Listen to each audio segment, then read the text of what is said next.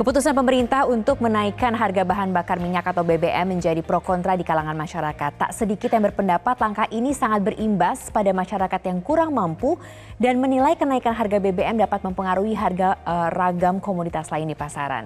Untuk itu, untuk dapat menjaga daya beli masyarakat, khususnya masyarakat yang kurang mampu, pemerintah pusat melalui Kementerian Sosial pun memberikan bantuan langsung tunai atau BLT BBM. Yang kemudian akan disalurkan oleh pihak PT Pos Indonesia kepada 26,65 juta keluarga penerima manfaat yang tersebar di seluruh pelosok Indonesia. Seperti apa skema pemberian bantuan langsung tunai ini dan apa saja tantangan maupun hambatan yang ditemui? Untuk menjawabnya sudah hadir bersama dengan kami di studio, Direktur Keuangan dan Manajemen Resiko Merangkap PLT Direktur Kelembagaan PT Pos Indonesia, Bapak Endi Patia Rahmadi Abdurrahman. Pak Endi, apa kabar? Baik, selamat pagi. Ini terus berkeliling ya Pak ya? Sejak kemudian diberikan kembali kepercayaan kepada PT Pos Indonesia. Betul. Saya ingat betul Pak Endi, tahun 2000 ketika kita mulai ada pandemi 2020 ya Pak ya, ketika kita ada pandemi COVID-19 kemudian PT Pos diajak untuk bermitra melakukan penyaluran BLT dan kali ini 2 tahun terus bergulir, berarti kepercayaan terus diberikan dan saat ini kepercayaan untuk bermitra menyalurkan BLT BBM. Betul. Ya, ini benar-benar merupakan sebuah amanah, sebuah kepercayaan yang diberikan pemerintah kepada PT Pos Indonesia untuk menyalurkan BLT BBM ini. Sehingga dampak yang dirasakan oleh masyarakat terhadap turunnya subsidi BBM ini bisa dilakukan PT Pos Indonesia dengan baik sehingga program pemerintah mencapai tujuannya. Dan kami sudah lakukan ini dengan baik untuk program sebelumnya. Ya, misalnya BLT terdampak COVID di tahun 2020, penyaluran sembako maupun BLT minyak goreng yang kita lakukan awal tahun ini. Sekarang perjalanannya sudah bagaimana Pak Endi ketika awal bulan ini? Perjalanannya sudah berjalan dengan baik. Saat ini sudah mencapai target 98%. 98%. Kami lakukan dengan semua daya upaya. Kita berdayakan semua sumber daya yang ada di PT Pos. Kita kerjasama dengan pemerintah daerah dan pihak keamanan sehingga proses penyaluran dapat berjalan dengan lancar, tanpa masalah, tanpa hambatan. Kita salurkan di titik-titik di seluruh Indonesia. Jam layanan kita tambah, bahkan kita bekerja selama liburan. Tidak ada libur berarti? Tidak ada libur. Kemudian juga teknologi kita pakai sedemikian rupa sehingga akses monitoring berjalan dengan baik. Kemudian juga kita lihat bagaimana cara yang terbaik untuk melakukan penyaluran. Apakah itu kita lakukan dengan langsung kepada penerima KPM, langsung ke rumahnya. Datang langsung ke pintu? Ke pintu. Atau kita kerjasama dengan pihak pemerintah, kita lakukan di komunitas. Dikumpulkan berarti dikumpulkan sehingga lebih dekat kepada lokasi para KPM, keluarga penerima manfaat. Atau juga kita lakukan di kantor pos, mana yang lebih baik, mana yang lebih cepat. Yang pasti kita punya target untuk menyalurkan ini sesuai dengan keinginan pemerintah, itu yang kita jaga. Iya, keinginan pemerintah kan juga berarti tepat waktu ya Pak, karena yang diberikan 14 hari kalau saya tidak salah. 14 hari untuk disalurkan kepada 20.650.000 masyarakat di seluruh Indonesia. Dari Sabang sampai Merauke gitu. Oke, ini pemirsa mungkin membayangkannya dari Sabang sampai Merauke, tapi harus diingat bahwa ada daerah 3T juga kan ya Pak? Betul. Dan kontur di Indonesia juga tidak mudah. Itu dia. Ini pelaksanaannya harus 14 hari tanpa jeda dan sekarang sudah 98% kan tidak main-main ini Pak. Bukan pekerjaan yang gampang. Jadi 20.650.000 masyarakat. Jadi tantangan yang kita hadapin itu macam-macam. Jadi yang terutama ya cuaca, tapi juga menjangkau daerah terpencil, menjangkau daerah pegunungan gitu ya, dan kepulauan itu tidak segampang yang dibayangkan.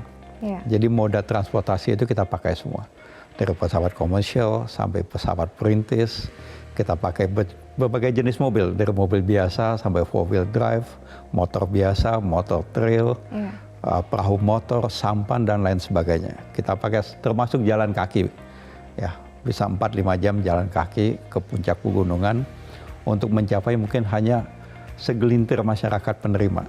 Ya. Tapi itu tugas yang Belum antar pulau ya Pak ya? belum antar pulau. Oke. Dan ini tugas yang dilakukan juru bayar? Yang dilakukan juru bayar, pegawai pos. Semuanya adalah pegawai Ya. PT Pos Indonesia. Ya. Dan mereka ini yang berjibaku saat ini Betul. berjuang menjadi garda terdepan untuk Betul. memberikan yang terbaik bagi masyarakat Ya. Indonesia. Ya. Pak Endi, kita harus apresiasi itu pasti. Terima kasih. Tapi kan ini berarti tantangannya tidak mudah, waktu juga yang diberikan, ada kepercayaan di sana yang harus diemban Pak Endi. Ya. Mengontrolnya bagaimana ya Pak Endi? Ya, kita lakukan itu dengan mengontrol, melakukan kerjasama baik dengan pihak eksternal maupun internal. Tapi yang pasti kontrol kita lakukan secara real time, Ya. setiap waktu boleh dibilang dan setiap hari. Sehingga, tapi juga terbantu oleh pengalaman kita yang sudah kita lakukan sejak tahun 2020 gitu ya. Jadi mungkin bukan sombong, tapi saya rasa tidak banyak yang punya kemampuan seperti PT Pos dalam melakukan tugas ini. Iya. Ya, karena tadi ke daerah-daerah terpencil, terluar, perbatasan gitu ya. Betul, dan memang itu yang makanya diberikan kepercayaan oleh pemerintah. Ini kita bisa lihat juga di layar Pak Endi, gambar dari bagaimana para juru bayar mengetok ke pintu-pintu dan masuk. Iya, Kemudian iya. ada beberapa prosedur-prosedur juga yang Iya. mereka lakukan, dan ini yang dilakukan setiap Betul. hari ya Pak Endi. Jadi kayak saya bilang tadi, mungkin kadang-kadang bahkan tantangan itu bukan hanya saja dalam lokasi gitu ya, atau cuaca, tapi juga komunikasi. Komunikasi, artinya bahasa? Bahasa, jadi ternyata ya ada masyarakat kita yang belum bisa berbahasa Indonesia. Iya, Ya. dan itu tantangan Nah, itu berat tantangan juga. lain lagi. Ya. Oke. Dan kita harus pakai masyarakat yang sudah melek bahasa Indonesia sebagai translator. Oke, Pak Endi, kalau kita berbicara mengenai tadi Sabang sampai Merauke, mungkin saya berpikir daerah timur agak lebih banyak tantangan tertentu. betul. Mungkin ada adat istiadat juga di sana dan lain sebagainya. Itu pengaruh juga tidak Pak? Sangat berpengaruh. Jadi juga ada adat-adat yang kita harus hormati. Jadi juga ada keinginan mereka diperlakukan yang sama. Sedangkan kami kan sebagai penyalur menyalurkan sesuai dengan titah pemerintah gitu ya. Oke. Tapi juga akhirnya kita mencari solusi bersama dengan pemerintah daerah. Sehingga yang diinginkan oleh masyarakat, tetua adat, untuk semua masyarakat yang menerima bantuan, itu kita lakukan dengan baik. Walaupun kadang-kadang juga Pak Juru Bayar kami harus disandra beberapa saat. Sempat ada kasus itu Sempat. Pak? Tapi itu tugas kita lah. Iya. Tugas kita, itu janji kita kepada pemerintah, kita laksanakan dengan baik. Oke. Tapi pemerintah setempat, pihak keamanan itu sangat mendukung. Ya. Jadi berarti semuanya bisa bergandengan tangan Betul, dengan sangat betul. erat ya Pak Endi. Tapi melihat senyumnya Pak Endi ketika saya tanyakan mengenai berbagai masalah, ternyata toh bisa diatasi juga. Saya jadi ingin juga berbincang lebih lanjut dengan juru bayarnya ya Pak. Nanti pemirsa telah bersama dengan kami, karena setelah ini kita akan langsung berbincang-bincang dengan salah satu juru bayar yang berada di Pulau Nias. Kita akan segera kembali sesaat lagi. Pemirsa, selamat pagi Indonesia, dan kali ini kita masih membahas mengenai penyaluran BLT BBM yang diberikan oleh Kementerian Sosial yang melalui PT Pos Indonesia sudah didistribusikan ke seluruh penjuru Indonesia. Untuk membahas lebih lanjut lagi sudah hadir juga melalui sambungan virtual juru bayar PT Pos Indonesia kantor cabang Gunung Sitoli, Pulau Nias. Selamat pagi Pak Gita. Selamat pagi Bu. Apa kabar? Alhamdulillah sehat Bu dan masih tetap semangat. Alhamdulillah semangat terus. Saya senang sekali melihat senyum Bapak yang artinya senyum juga untuk seluruh masyarakat yang mendapatkan BLT. Karena semangat Bapak juga berarti memberikan semangat juga untuk seluruh masyarakat pastinya. Pak Gita, tadi saya sempat ngobrol-ngobrol dengan Pak Endi di sini mengenai bagaimana beberapa tantangan juga yang ditemui oleh para juru bayar di lapangan. Nah, kalau untuk di tempat Bapak di Gunung Sitoli, apa tantangan yang paling berat Pak? Ya Bu, untuk tantangan sendiri sih saya bilang tidak ada kata berat Bu ya, karena kita melakukannya dengan ikhlas, semangat gitu kan. Ya, paling kendalanya kita di bahasa daerah, geografis, cuaca seperti itu Bu.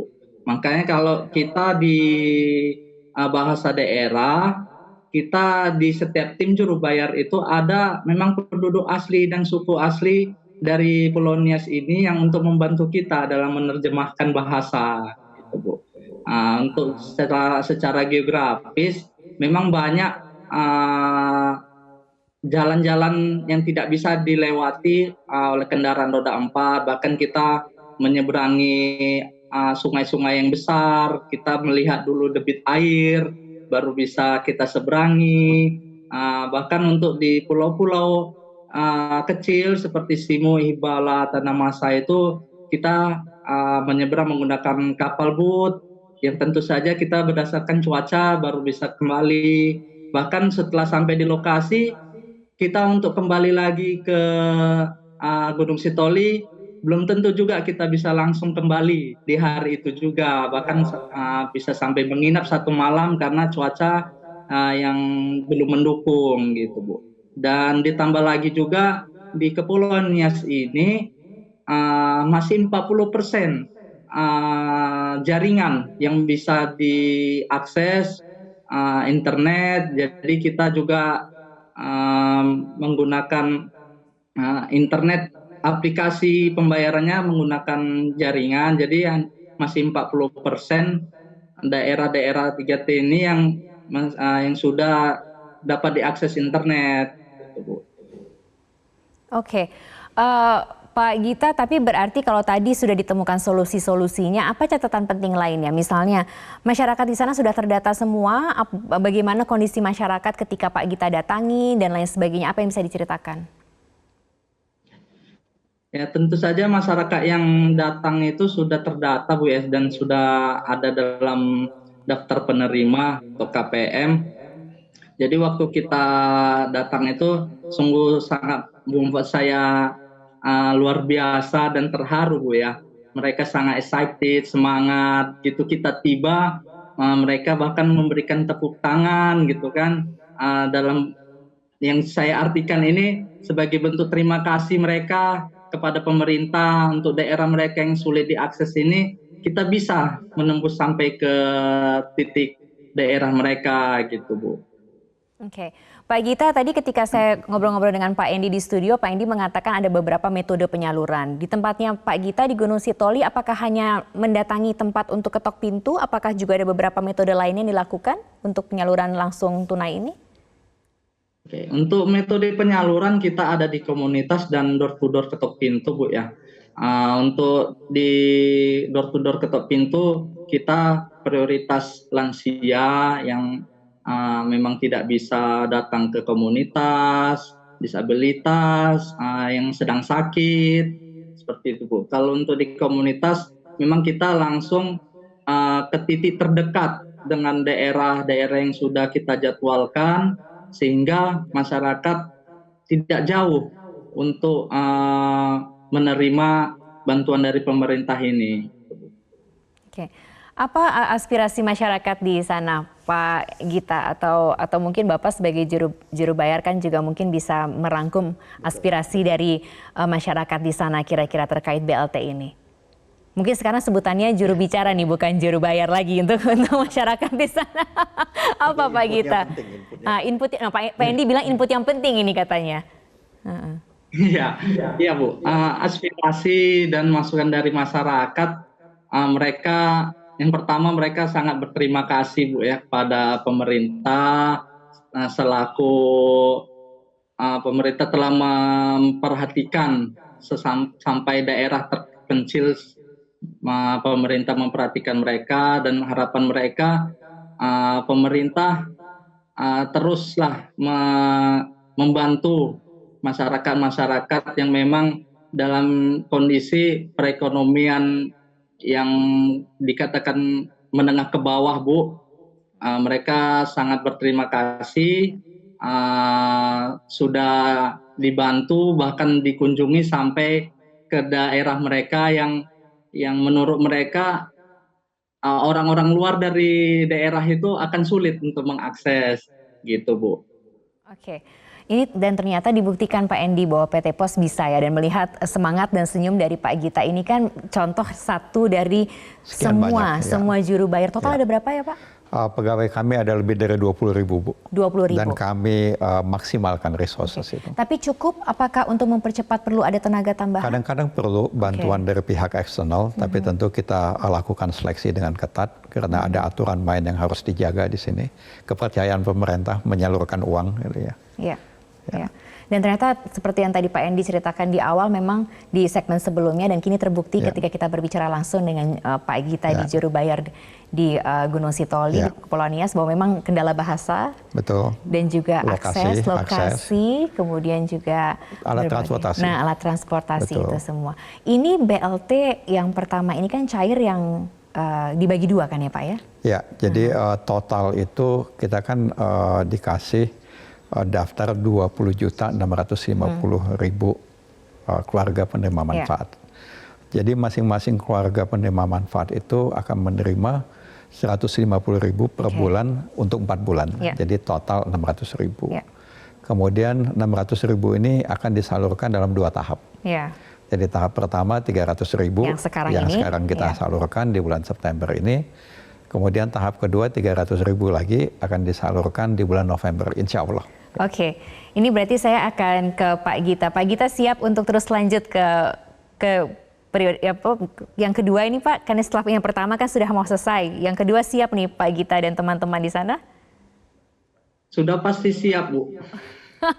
Baik, Pak Gita terima kasih banyak ya sudah berbagi bersama dengan kita di sini. Tetap semangat, salam untuk semua juru bayar ataupun juga semua keluarga besar PT Pos Indonesia di Gunung Sitoli, Pulau Nias. Salam juga untuk seluruh masyarakat di sana. Sukses terus ya Pak Gita, semangat terus.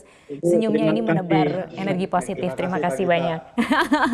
Iya, kita masih akan lanjut ya Pak Endi nanti untuk ngobrol-ngobrol lebih lanjut lagi karena saya juga ingin tahu nanti di akhir kalau di awal Pak Jokowi tadi sudah memulai di Jayapura Sentani, apakah Pak Jokowi juga nanti yang akan mengakhiri? Kami akan kembali sesaat lagi. Pemirsa, kembali lagi kita masih memperbincangkan seputar bantuan langsung tunai yang diberikan untuk seluruh masyarakat Indonesia terkait ketika BLT BBM. Saya masih bersama dengan PT Pos Indonesia, dalam hal ini ada Pak Endi di sini. Pak Endi tadi dari awal sudah bercerita bahwa waktu yang diberikan hanya 14 hari sebagai mitra penyalur dari pemerintah. Tapi toh sudah 98%. 2%-nya apa kabar Pak Endi?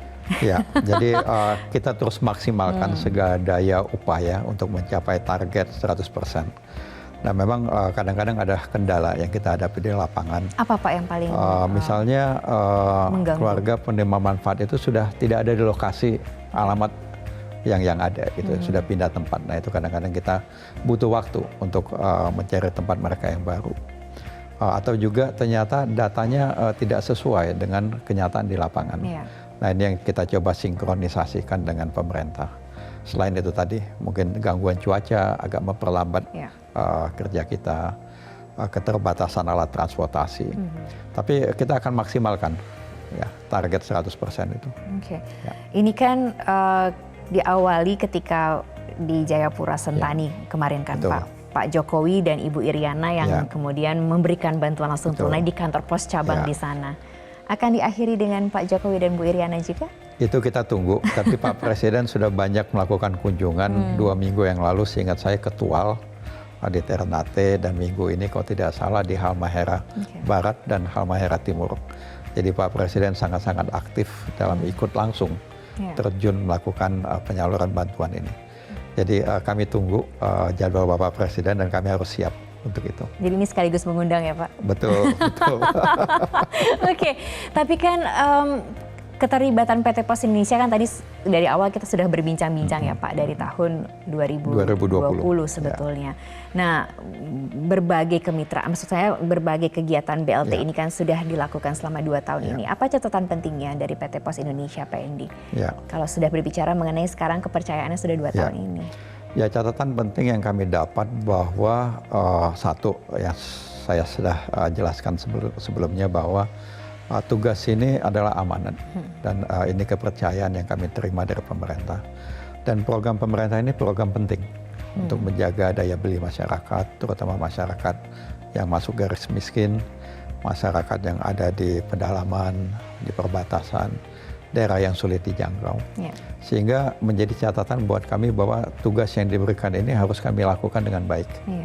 Nah itu kami sudah lakukan dengan baik dan kami akan terus menjaga kepercayaan ini sehingga Pos terus berkontribusi menjadi partner pemerintah, menjadi kepanjangan tangan untuk masyarakat.